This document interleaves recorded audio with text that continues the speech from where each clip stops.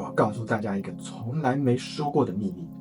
其实我最后几年的文凭教程是专修法式音乐与当代音乐专业 Musique Française et Musique Contemporaine。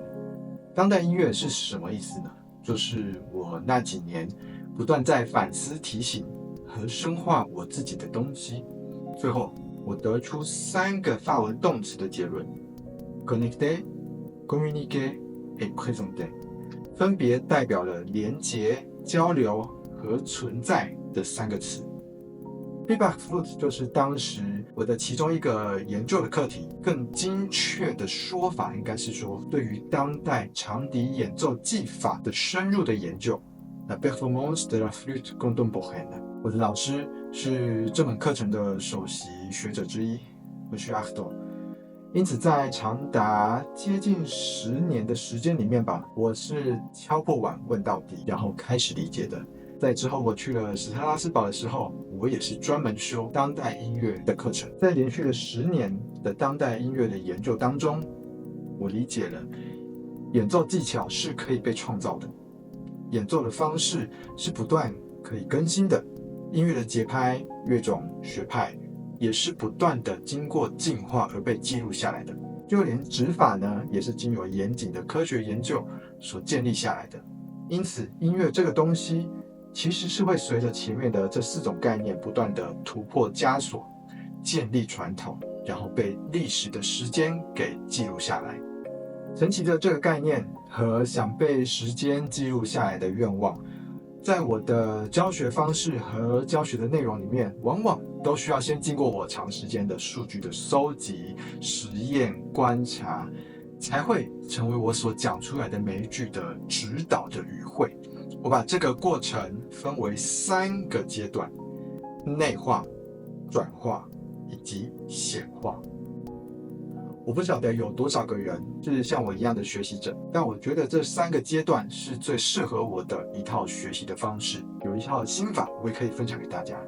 严苛而有效率，扎实而不冗长，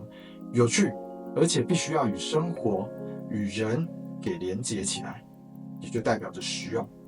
我并不觉得我需要很多的学生，可是我希望能有机会募集到一群拥有共同理念、对于社群媒体有一套的概念、乐于学习、喜欢曝光自己学习过程的学员，这样我们才有机会来改变一些事情，将绝技长笛带给我的群众，因为我想要让他们听见属于我的声音。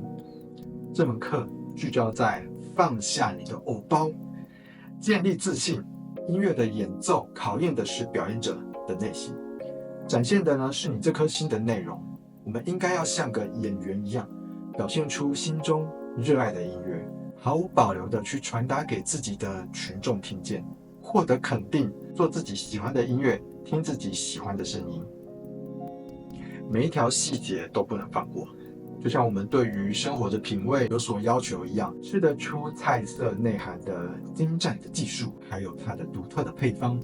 每一杯的咖啡都有属于它自己的风味。正如以木桶酿酒与蒸馏出的 whisky， 虽然它们全部都是酒品，但是呢也却完全不同。虽然它们不同，有各种类型，但是全部都受到大众的喜爱。所以我觉得长笛也应该是这样的。音乐也本来就应该要如此的，对吧？不要局限，不要设限，更不要忘记了与人的交流。